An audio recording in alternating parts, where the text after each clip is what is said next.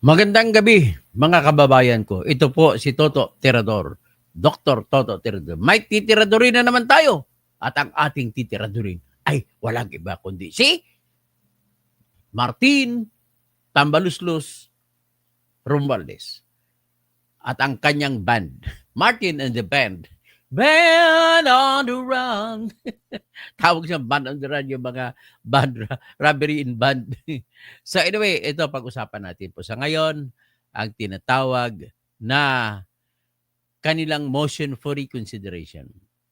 So, pero bago ako magde-deliver ng aking pagtatalakay nito sa kanilang impeachment complaint na sinampa, let me just play my channel, ang tawag dyan channel ID. Okay. Pakinggan po natin siguro muna.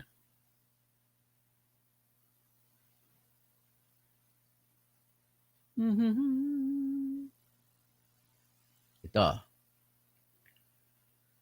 Ignorancia, lehes. Ulit. Ito, I dedicate this to Martin Romualdez, a graduate of the College of Law, the University of the Philippines in Diliman. Ito, pakinggan mo. Ignorancia, lehes, nun excusat. Ignorance of the law excuses no one. Ang kamangmangan o walang kaalaman sa batas ay hindi pinapatawad. Kaya, subscribe na kayo sa channel ni Dr. Toto Tirador.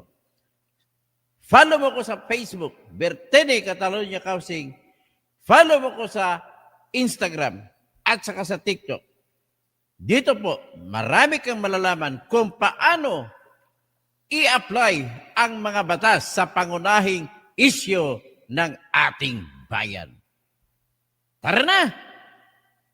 Okay? So, ngayon, pag-usapan natin. Pero bago yan, naiisip ko, naalaala ko yung pastor ng Iglesia ni Cristo. Nakalimutan ko lang pangalan. Pero siya yung nagsalita, bago magsalita si Senator Rodante Marcoleta. Nung nag-rally sila sa Luneta, 1 milyon mahigit sila nag-rally doon. Naalala ko yung sinabi niya. Patungkol siya, ito sa kwento sa Biblia, na kung saan ay si Mary Magdalene ay inaakusahan na prostitute, taksil sa asawa, at gusto nila na babatuhin hanggat mamatay. Nandoon sa tabi si Jesucristo. Makinig lang po kayo mga kaibigan ko Muslim. Ito po ay nakasulat sa Biblia natin. Sa sunod, magbibigay din naman tayo ng kuro-kuro. Kukuha rin ako sa mga salita mula sa Quran. So ngayon, mula sa Biblia. Sinabi doon Kristo sa mga gustong pumatay kay Mary Magdalene na isang prostitute at isang taksil sa asawa. Sinabi niya ni Jesucristo, kung sino sa inyo ang naniniwala na siya ay inosente, siya ay unang bumato. For those who believe they are innocent, cast the first stone. Yan. Ito ngayon, si Tambaluslos, Speaker of the House of Representatives of the Philippines, ay siyang nag-cast ng first stone. Nagsampa siya sa utos niya, nagsampa ng motion for reconsideration ang House of Representatives sa pamamagitan ng Office of the Solicitor General na pinangunguluhan ngayon ni Attorney Darlene Berberabi na dating asawa ng aking idol sa basketball na si Samboy Lim. So, ito ngayon, sorry. Ang kanyang iparinig ko sa inyo ang kanyang speech. Akalain mo, masyadong personal pala sa kanya itong impeachment complaint laban kay Inday Sara. Nag-speech pa siya. Pwede namang hindi na siya mag-speech Kung talagang wala kang personal na motibo rito, ay hindi ka magsasalita ng ganon. Martin Tambaluslos Romualdez. Wala ka nang ginagawa kundi magnakaw ng pera ng bayan. Ginagamit mong panuhol ang pera ng bayan, ibibigay mo sa mga bawat congressman na pumirma sa impeachment ni Sara. Ito po, pakinggan nyo si Martin Tambaloslos Romualdez na siyang ang unang bumato. Inosente daw siya, si Sara ay guilty. Kaya pakinggan natin siya. Kung ano ba sinabi niya, di-discuss natin. Ito. Engengeng. Pakinggan natin si Ferdinand Martin Gomez Romualdez. Nako. With full respect to the Constitution, in defense of institutional balance, and in the name of the Filipino people, the House of Representatives has filed a motion for reconsideration before the Supreme Court. This is not an act of defiance. It is an act of duty. We do not challenge the authority of the court. We seek only to preserve the rightful role of the House, the voice of the people, in the process of accountability. Let us be clear. The Constitution says the House of Representatives shall have the exclusive power to initiate all cases of impeachment. Ang mata mo nakatutok sa isang dingding, binabasa ka. Hindi wala sa puso yung ginagawa mo, sinasabi mo. Sabi mo, the House of Representatives is, sige, ulitin natin. Diretso. That power is not shared, not subject to pre-approval. Ang ibig sabihin, tanging House of Representatives labang ang may solong kapangyarihan patungkol sa pag-umpisa ng impeachment complaint. Yan sinasabi niya sa Tagalog pa. And not conditional. Yet, in GR number... At iyon daw ay absolute, walang kondisyon. Bobo naman ito. 278353, the Supreme Court ruled otherwise. Bakit nagsalita ang Supreme Court na hindi niyo solo kapangyarihan yan? Sige nga. Sino mas bright? Mas tama? Ikaw ang Supreme Court. Sige nga. Based on a misreading of facts and... Misreading of facts. Ang pinag-usapan natin dito, Martin Tambaloslos Romualdez. Ang sinabi mo, ang may solong kapangyarihan para sa pag-umpisa ng impeachment complaint ay yung House of Representatives.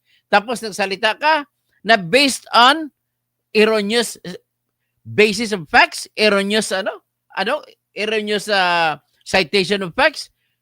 Dapat hindi condition ng facts. Dapat kahit anong facts, dapat dire-diretso kayo ang may solong kapangyarihan. Pero hindi yan ang totoo. Kasi sinabi ng Constitution, mali ka. Yan. A retroactive imposition of the new rules. On February... Walang retroactive imposition of the new rules dyan. Nagpinapalabas mo lang, you are arrogating to yourself that power to punish any official that you want to be punished because of political purpose.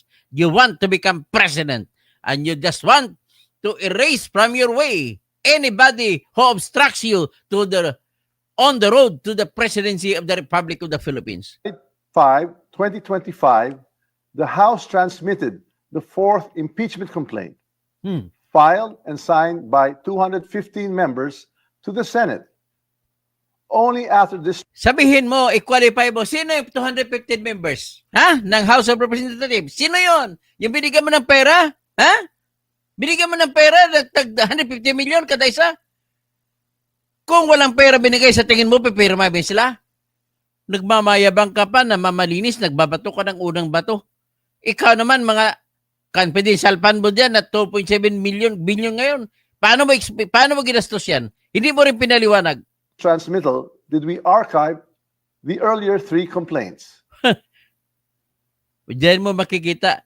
Ano bang purpose? Bakit nyo in-archive ang earlier three complaints? Sige, pinapaikot-ikot niya pa yung batas. The sequence matters. It proves there was only one... Sequence matters. Sige, mamaya. Sinabi niya, wala daw bawal sa ginawa nila sa pagbibigay sa Senado ng kanilang fourth impeachment complaint na inaprubahan nila na siyang impeachment complaint nila sapagkat nauna daw nila inaprubahan yon sa kanila in-archive yung tatlo. Mamaya, paliwanag ko yung kahungkagan nito. Valid initiation, not four. Even the court's own precedent Francisco versus House Oy, hindi nag-apply ang Francisco dyan na president. Ipaliwanag ko mamaya. Kabubo mo naman talaga, oh. Pasensya ka na, wala akong magamit na ibang salita na mas decente dyan. supports this.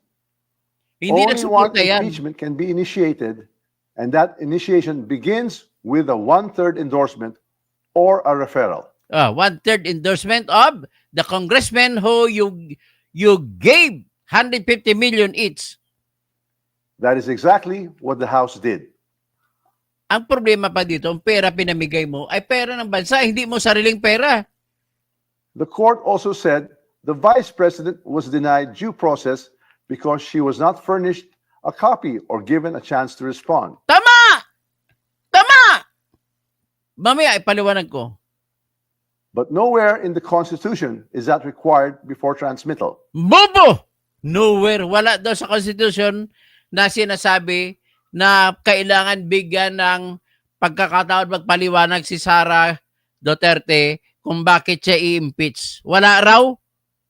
Ano yung Section 3, Section 1, Paragraph 1, Article 3, the Bill of Rights. No person shall be deprived of life, liberty, or property without due process of law. Kaya kailangan mo bigyan ng pagkakataon si Sara na babasa niya ang inyong reklamo. Napaka-ubos naman. Ganito lang yan, Martin Romualdez.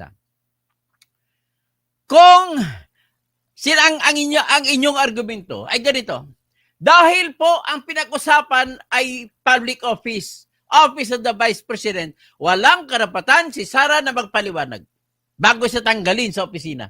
Tama! Mali, mali, mali. Bakit? Ang pagkapulis, PO1 ka, public office yan. May karapatan ka ba na papaliwanagin, bibigyan ka ng pagkakataon, idepensa mo sarili mo, kagaya nung ginawa sa 12 sa Bungiro, sa mga pulis doon? Bakit sila pinagpaliwanag? Kasi kasama yan sa kanilang karapatan, ang sweldo nila ay hindi biri tanggalin. Kagaya kay Sara, may sweldo rin siya na gusto tanggalin. Right to property po yan. Kabubo naman itong Romualdez to. In fact, in all past impeachments, the trial and the right to be heard take place in the Senate. Kabubo mo naman. Ang tinutukoy mo yung kay Corona at saka kay Erap. Nangyari lang mong po yun kasi bakit? Hindi man question si Erap. Hindi na tinanong ni Erap. Mas pinili ni Erap na doon siya sa Senado na magpaliwanag. Ganon din ang ginawa ni Renato Corona. Hindi rin siya nag-question. Kaya mas pinili niya doon sa magpaliwanag sa Senado. Ito naman ang pagkakaiba. Si Sara ay question niya, nagsampa siya ng petition for certiorari. Ano? Tama or ugok ka? Bobo mo talaga. To invent new rules now and apply them retroactively is not just unfair. Hindi mo na retroactive, karapatan na yan. Sinasabi na nga sa Supreme Court, huwag mong kontrahin sa Supreme Court, nagsinabi niya, kapag ikaw ay magtatanggal ng karapatan sa kahit sino mang tao at gagamitin mo ang Constitution, ang lahat na nakasulat sa Constitution ay iyong gamitin. Hindi lamang ay sa Article 11 na nagsasabi na ang pagpirma ng one-third na member ng House of Representatives ay sapat na para ibigay sa Senado ang impeachment complaint. Nowhere in that particular article. Pero nandoon yan sa Article 3, Section 1, no person shall be deprived of life, liberty, or property without due process of law, nor any person shall be denied the equal protection of the law. Tama? Naintindihan mo ba yan? Attorney Ferdinand Martin Gomez Romualdez? It is constitutionally suspect.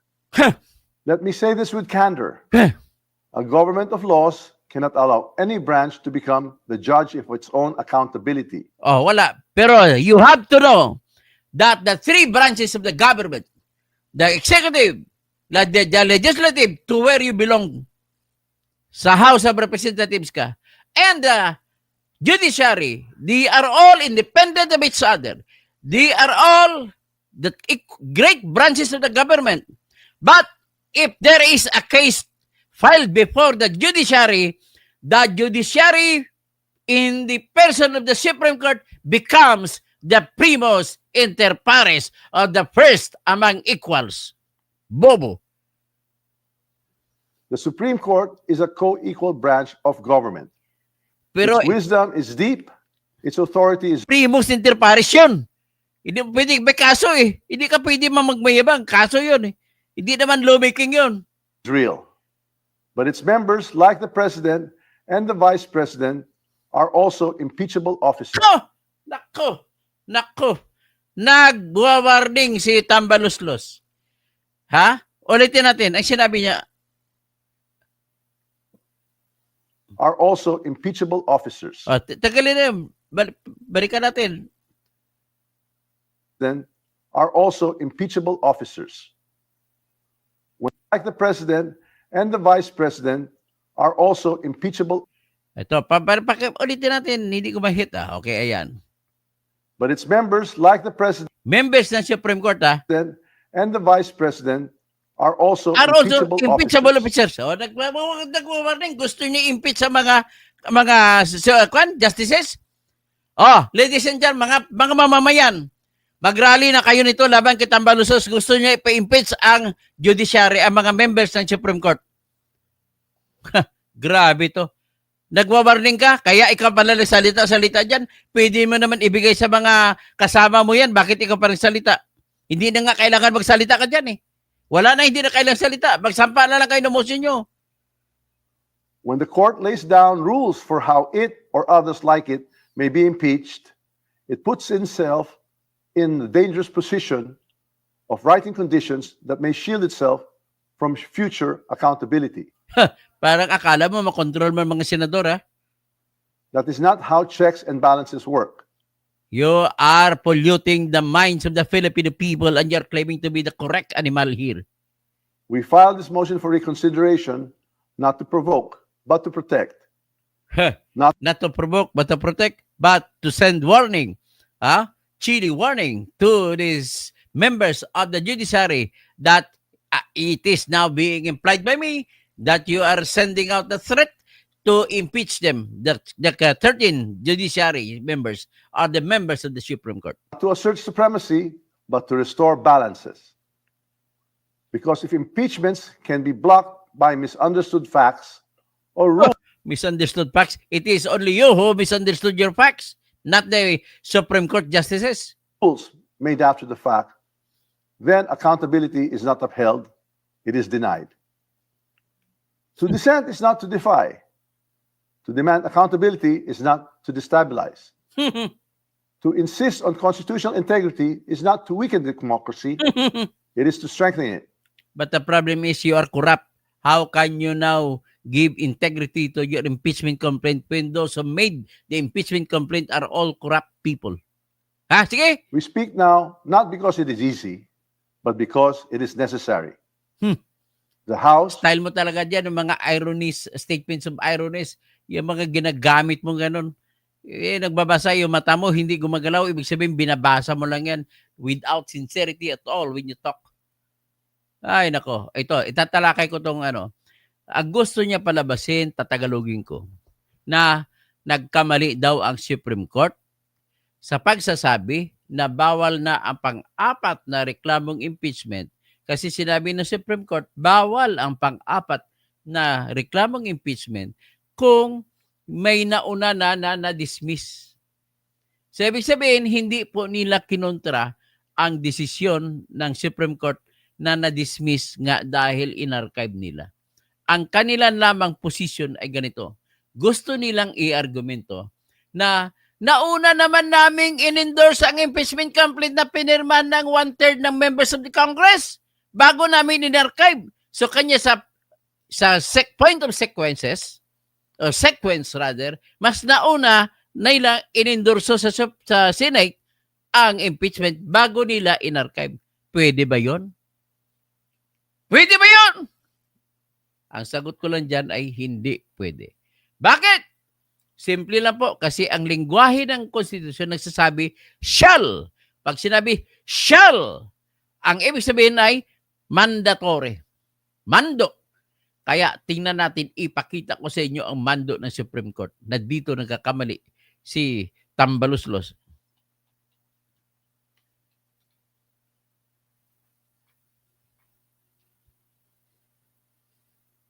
O, ito siya.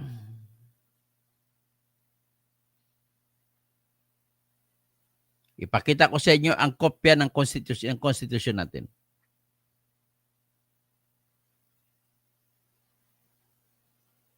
Ito.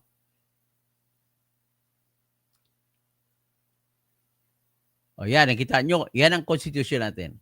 Palakihin ko para mabasa ninyo. Nababasa na ba ninyo? O yan, nababasa na ninyo. Dalhin ko kayo sa taas. Yan po, the 1987 Constitution of the Republic of the Philippines. Punta tayo ngayon sa article, itong una, itong sinasabi ko na no person. Article 3, Bill of Rights.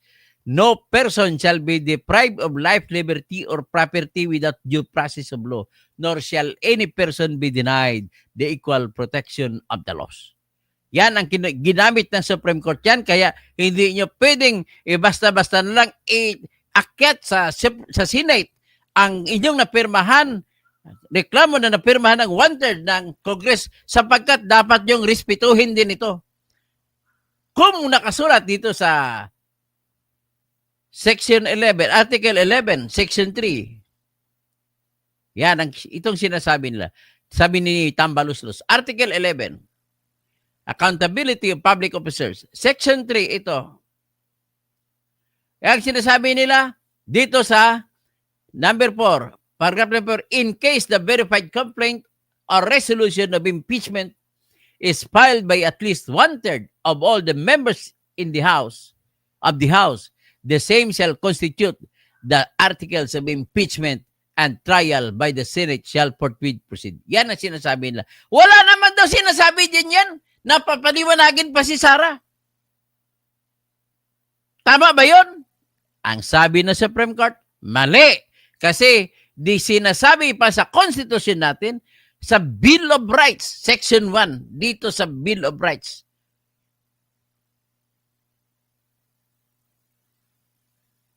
Yan, Bill of Rights.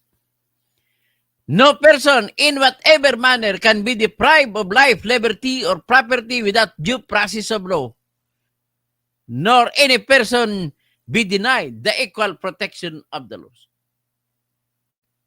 Klaro. So, sino ngayon ang mali? Ang Supreme Court o si Tambaluslos? Ha? Sinabi ni si Yori de los Santos, public offices, public trust, not life, liberty, or property. You are wrong there, Yori de los Santos. Ang police is also a public office ang kanyang opposition.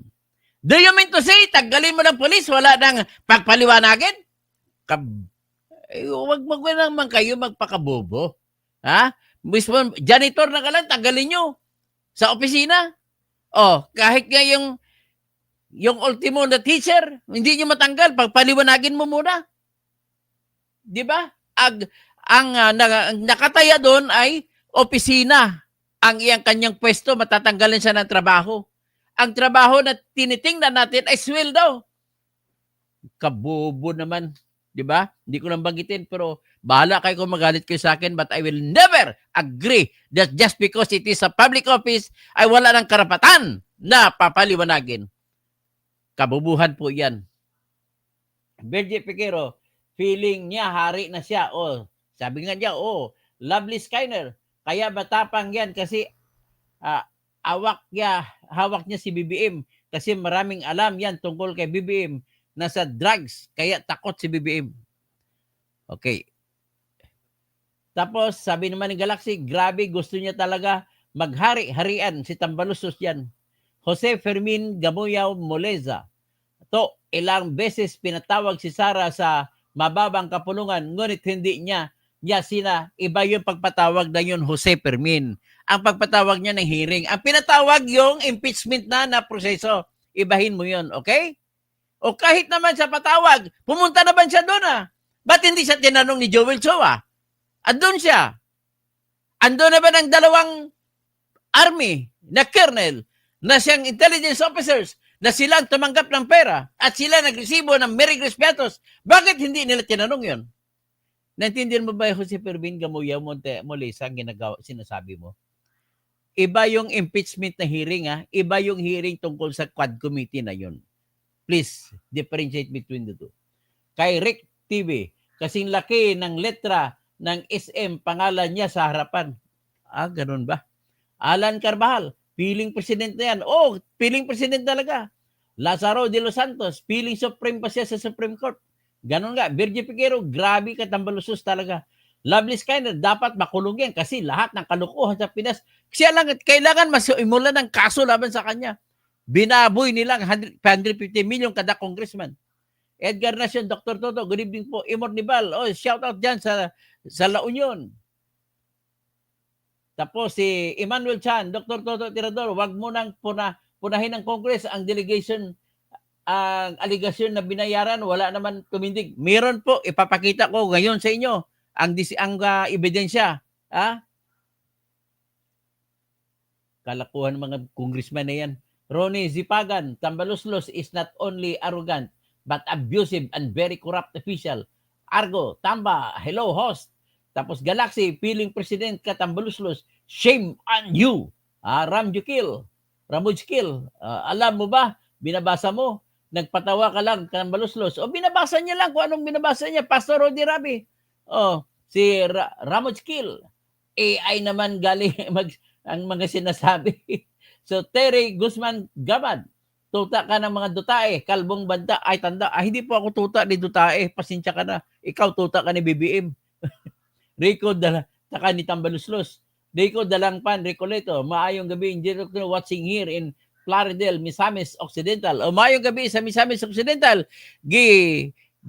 Gihisgutan sa privilege speech ganihan ni Jingo Estrada ang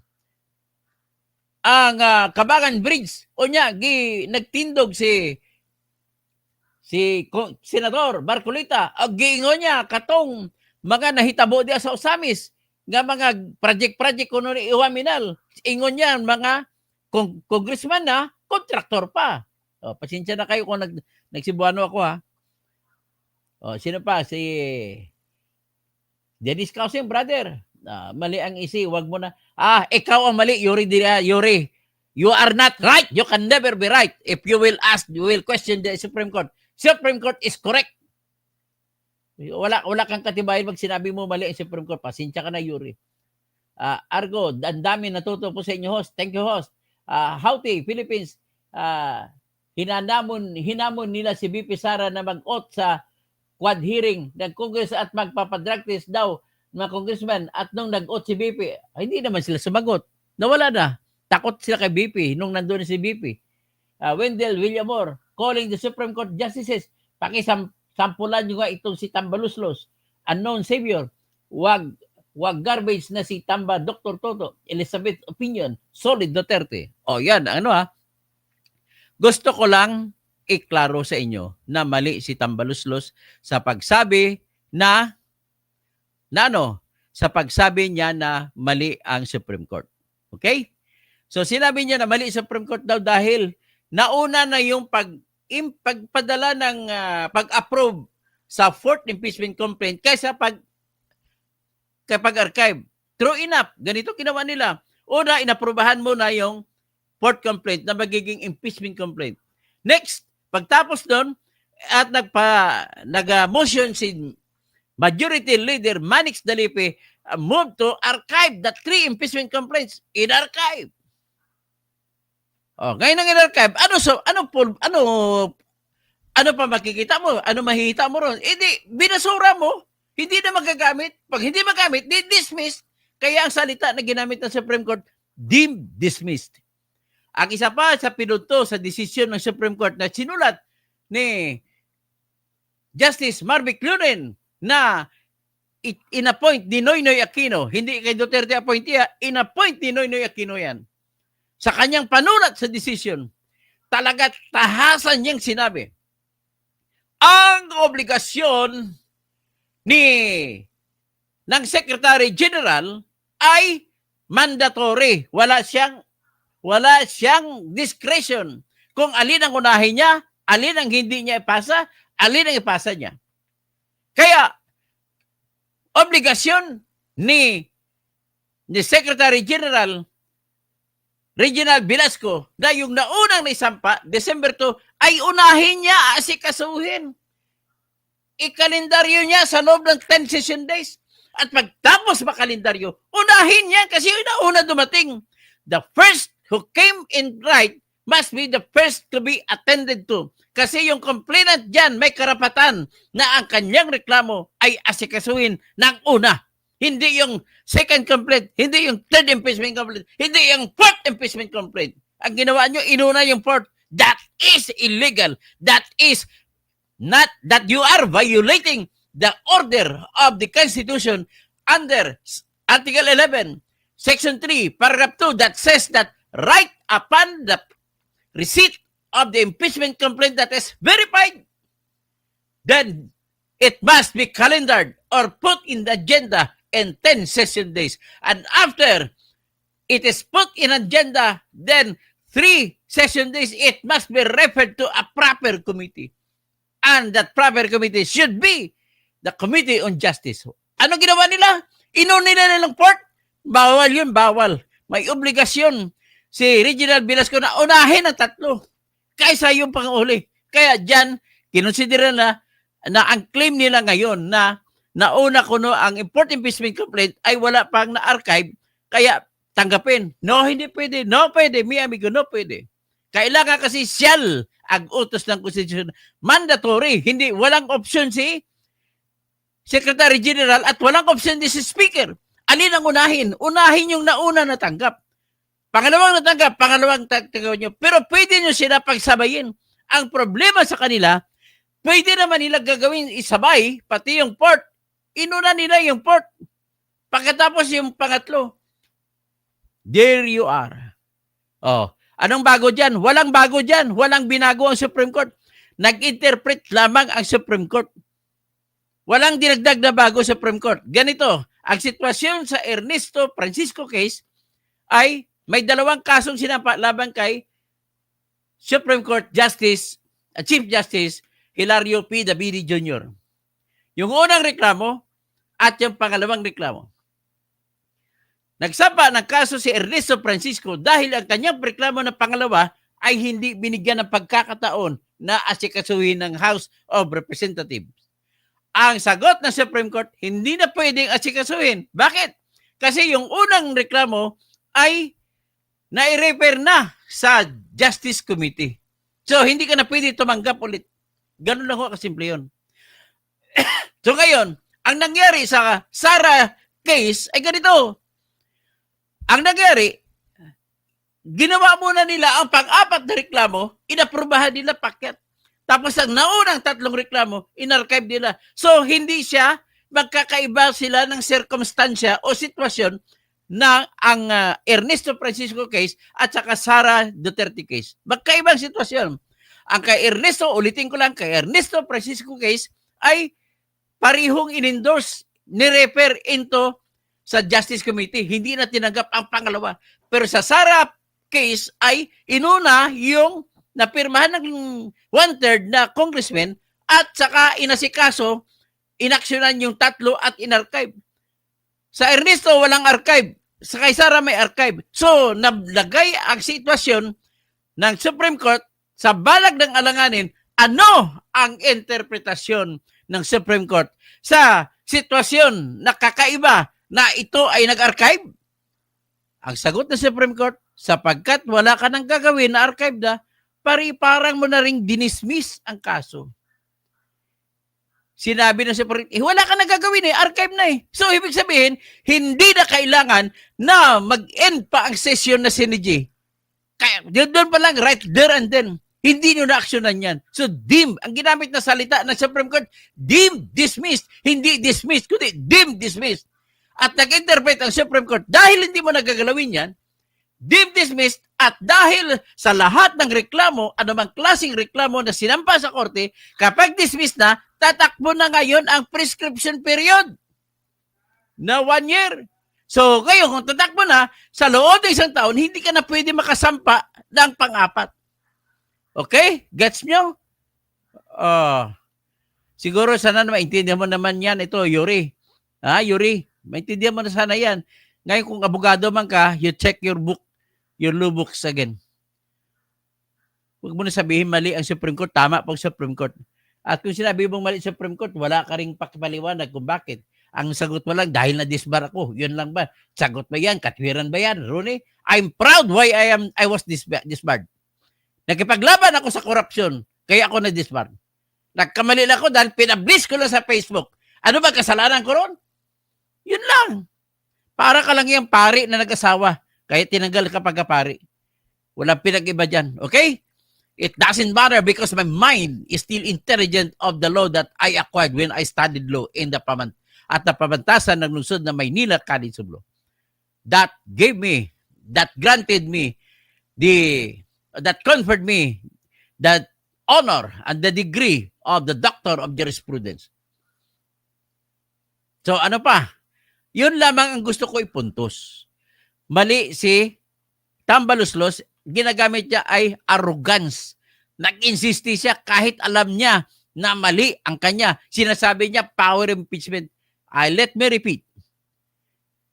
Ginlaro ng Supreme Court na hindi absolute ang kapangyarihan ng House of Representatives para mag-impeach. Kailangan nila sundin ang pamantayan na nilagay ng Constitution. At number 1 na pamantayan, ganito.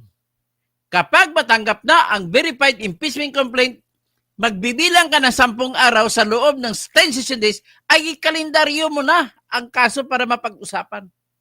At kung makalendaryo na, sa loob ng 3 session days na araw, ay i-refer mo sa proper committee. Yan naman inutos ng Supreme Court ng Constitution natin. So hindi yan, dapat sundin nyo yan. Dahil hindi sinunod ng House of Representatives yan, edi natural, kung may pamalo pang Supreme Court, pinalo kayo. Ganun lang yan, ho. Hindi absolute ang kapangyarihan nyo. Dahil absolute na, mamili kayo. Tapos sabihin nyo, may karapatan ho kami, may kapangyarihan sa ilalim ng Article 11, Section 3, Paragraph 8, na nagsasabi na kami may kapangyarihan gumawa ng aming sariling rules. Yes, may karapatan kayo, pero hindi kayo pwede gumawa ng rules na labag sa Konstitusyon. Ganun na kasimple yan. Tapos, kung sinabi mo naman ninyo na sa Section 4, Section 3, Article 4, na ang word na ginamit, ulitin ko lang, ang word na ginamit ay when it is signed, when it is filed by at least 1/3 of the members of House of Representatives, it is deemed as the articles of impeachment and trial set forthwith begin. Yan ang sinasabi sa wording. Matanong kayo. Ang salitang ginamit ng Constitution ay hindi signed, kundi filed.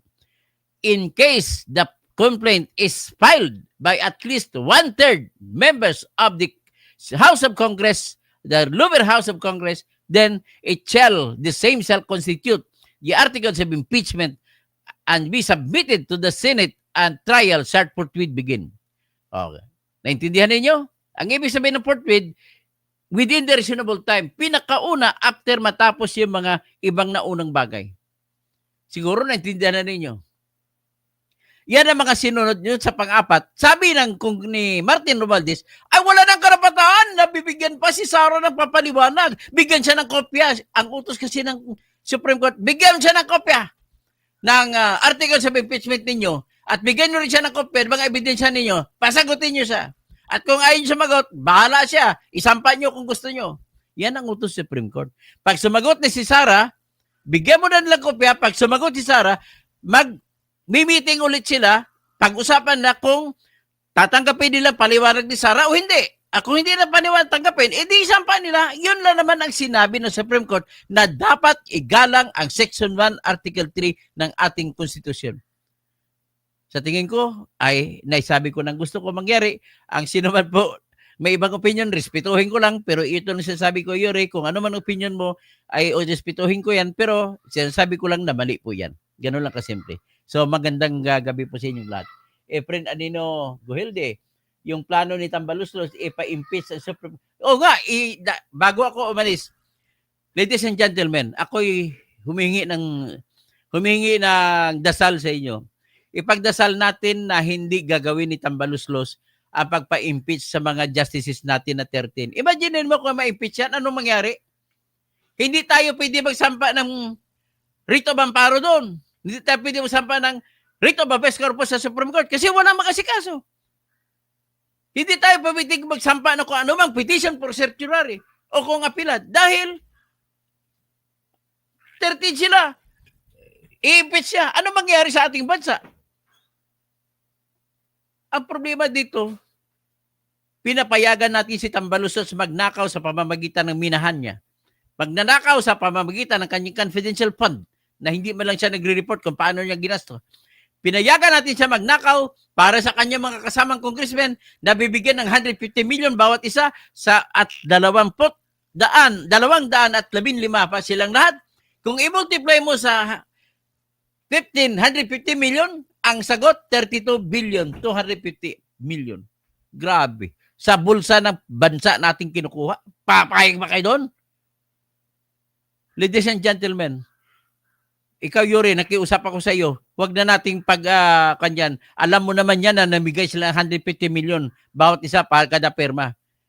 Huwag na natin pag-usapan muna ang merito ng kaso kasi kung merito, sapat ba yung Merigris Piatos na tanggalin mo si Sara? Hindi po. Sapagkat secret fund ngayon confidential fund. Dapat isikreto kung kanino binigay pera.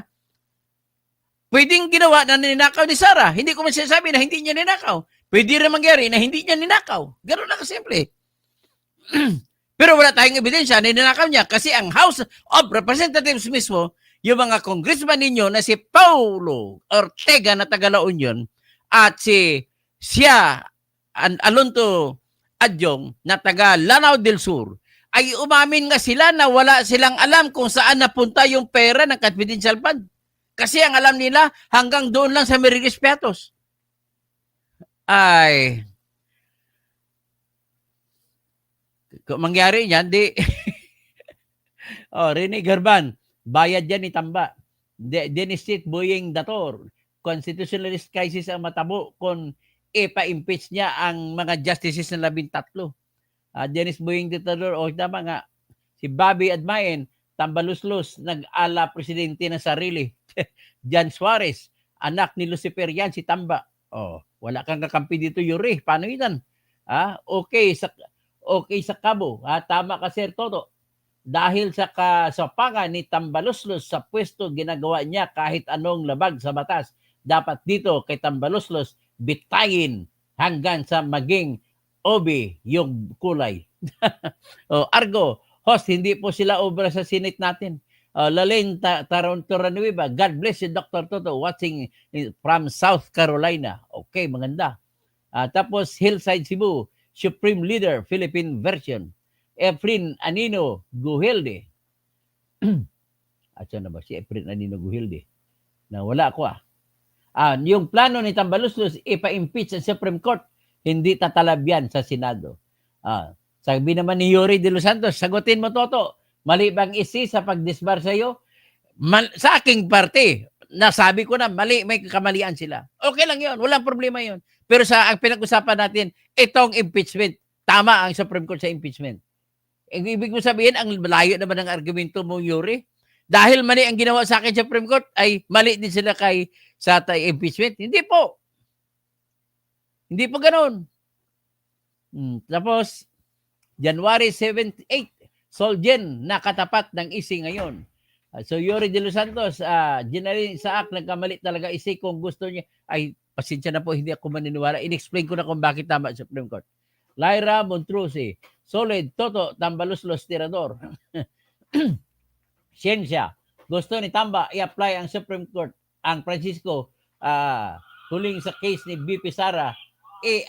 Iba naman ang circumstances. Tama po ka. Ito pa kayo, Siyensya. Tomas Isplana, bayan tayo ang magdepensa sa korte. Supremo, ipaglaban natin. January 17, amoy dutae rin ba mga sa 26? Hindi po. Bakit? Ang ka-appoint lang ni Bongbong na si Justice Raul Villanueva, bakit bumoto na null and void ang impeachment complaint? Huwag niyo sabihin gano'n. Hindi ka pwede mo sabihin na nakatanggap ng pera ang Supreme Court Justices. Kasi ang bagong inappoint ka ni Bongbong ay kumontra pa. Di ba? Ginalyn Isaac, Yuri, anong pinaglalaban mo? Sino yung pagbigyan na si Yuri? Kaibigan ito, lagi naman nanonood sa akin. Yuri de los Santos, anong mali? Sinabi ko na, no? Si Imornibal, tapos si Bergie Piquero, si Lyra Montrose, nabasa ko nata. Thomas Isplano, nabasa ko nata. Ay, yung hindi ko lang nabasa pa. Rene Garban, Bobby Admain, Dennis Boying Dator, Jan Suarez, anak ni Superior si Tamba, kaya walang hiya. Okay sa Cabo, tama ka Sir Toto, dahil sa kasapangan ni Tambaluslos sa pwesto, ginagawa niya kahit, akala mo presidente na siya kung tumayo at magsalita, oh. Grabe, oh. Argojos, hindi po sila over sa Senate natin. Lalaine Torrenueva, God bless you, Dr. Toto, watching from South Carolina. Hillside Cebu, Supreme Leader. Hanggang dyan lang muna po tayo. At maraming magandang gabi sa inyong lahat. At don't forget to like, para iyan lang buhay natin. Matutuwa na tayo kung mag-like kayo. At don't forget to subscribe. Sana papasok kayo sa aking channel at magli-lecture po ako tungkol sa bar exams. Sa mga gusto mag-take ng bar exams, makinig po kayo. Para exclusive lang yun sa mga members.